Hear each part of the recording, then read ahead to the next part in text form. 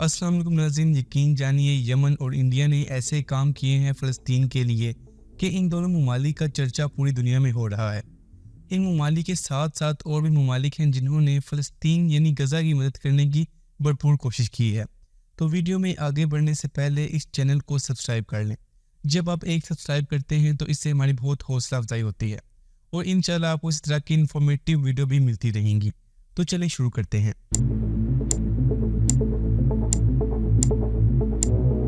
सबसे पहले बात करते हैं हिंदुस्तान की। अब हमें ये तो पता है कि मुस्लिम और नॉन मुस्लिम हमेशा से एक दूसरे के खिलाफ, जिसकी सबसे बड़ी मिसाल ये है कि पाकिस्तान और इंडिया की अलहदगी। लेकिन इस सब के बावजूद इंडिया ने गज़ा को एक बहुत बड़ी इमदाद भेजी है। लेकिन एक मिनट, अब आपका सवाल ये होगा कि ये इमदाद कैसे भेजी गई, क्योंकि गज़ा के आगे और ऊपर वाली साइड पर इसराइल है, जबकि पिछली तरफ मेडिटेरेनियन सी है और निचली तरफ गज़ा का बॉर्डर मिस्र से जा मिलता है। अब आप ये सोच रहे होंगे कि इंडिया ने शायद मेडिटेरेनियन सी से भेजी होगी ये इमदाद, लेकिन आपका ये सोचना बिल्कुल गलत है। क्योंकि नाज़रीन देखिए, बात ये है कि कोई भी ऐसा सी रूट नहीं है जो इंडिया और गज़ा को मिलाता हो। अब हम लेट्स सपोज करते हैं कि अगर कोई ऐसा सी रूट होता जो इंडिया और गज़ा को मिलाता, तो क्या इंडिया चाहकर उस सी रूट के ज़रिए गज़ा पर इमदाद पहुंचवा सकता था? तो इसका जवाब है नहीं। अब इसकी वजह यह है कि अमेरिका ने अपने बड़े बड़े बहरी जहाज मेडिटेरेनियन सी पर खड़े किए हुए हैं। अब इनकी वजह यह है कि सबसे पहले इसराइल की मदद करना, और दूसरी वजह यह है कि जितने भी आगे पीछे ममालिक हैं जो गज़ा की मदद कर रहे हैं उन पर प्रेशर डालना, क्योंकि इन बहरी जहाज़ों ने तो अभी तक गज़ा पर हमला नहीं किया।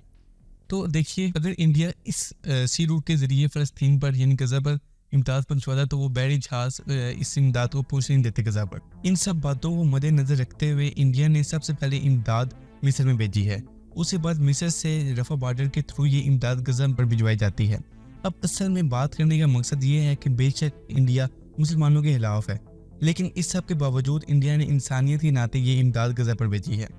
अब ये भी देखते हैं कि इस इमदाद में इंडिया ने क्या क्या भेजा है। इंडिया ने खास तौर पर मेडिसिन, सर्जिकल इंस्ट्रूमेंट, इसके साथ साथ टेंट्स और वाटर प्यूरिफिकेशन टैबलेट्स भी भेजी हैं गज़ा पर। इसके अलावा और भी छोटी मोटी चीज़ें हैं जिनसे गज़ा के लोगों की मदद हो सके। वैसे तो इस इमदाद में सब कुछ बहुत अहम है, लेकिन मुझे सबसे ज़्यादा अहम लगा वाटर प्यूरिफिकेशन टैबलेट्स। अब इसकी वजह यह है कि अब मैं आपको ये पेज स्क्रीन पर दिखाता हूँ। अब आप इसमें साफ साफ देख सकते हैं कि इसराइल ने फ़लस्तीन का पानी भी बंद कर दिया है। तो नाज़रीन, अब इन टैबलेट का ये फ़ायदा होगा कि जो पानी मेडिटेरेनियन सी का है उसको इन टैबलेट से साफ करके पिया जा सकेगा। अब और भी ममालिक की बात करते हैं जिन्होंने इमदाद भेजी है गज़ा पर। इसमें सबसे पहला नाम आता है तुर्की का, क्योंकि तुर्की ने मेडिसिन के साथ साथ एक काबिल डॉक्टर की टीम भी भेजी है गज़ा के लोगों की मदद के लिए। इसके अलावा तुर्की ने generators, ultrasound machine, operating tables वगैरह भी भेजे हैं। और भी ममालिक हैं जिन्होंने इमदाद भेजी है गज़ा पर, जिस तरह के पाकिस्तान, कतर और जॉर्डन। अब बात करते हैं यमन की। यमन ने तो यकीन माने सारी हदें ही पार कर दी हैं।